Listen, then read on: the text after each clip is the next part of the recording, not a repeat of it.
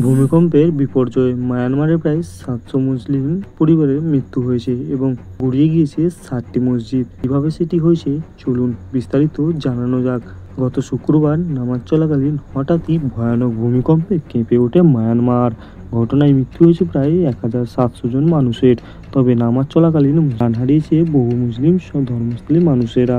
মায়ানমারের একটি মুসলিম সংগঠন জানিয়েছে শুক্রবার নামাজের সময় 7.7 মাত্রায় শক্তিশালী একটি ভূমিকম্প আঘাত আনলে প্রায় 700 এর বেশি মানুষ সঙ্গে সঙ্গেই সেখানে প্রাণ হারিয়ে ফেলে। রমজান মাস চলাকালীন এই ভূমিকম্পে ব্যাপক প্রাণহানি ঘটে। ভূমিকম্পে প্রায় 60টি মসজিদ ক্ষতিগ্রস্ত হয়েছে, কিছু কিছু ধ্বংসও হয়ে গিয়েছে। উল্লেখ্য, ভূমিকম্পের উৎসস্থল ছিল কিন্তু মায়ানমারের দ্বিতীয় বৃহত্তম শহর মান্ডালের কাছে।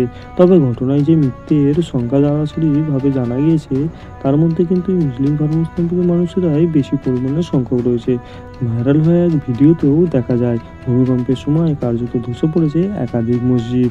আশঙ্কা করা হচ্ছে অনেকে সেখানে নামাজ পড়াকালীন চাপা পড়েছে। জানা গিয়েছে ক্ষতিগ্রস্ত মসজিদগুলো বেশিরভাগই বহুদিন ধরেই তৈরি হয়েছিল, ধসে পড়েছে।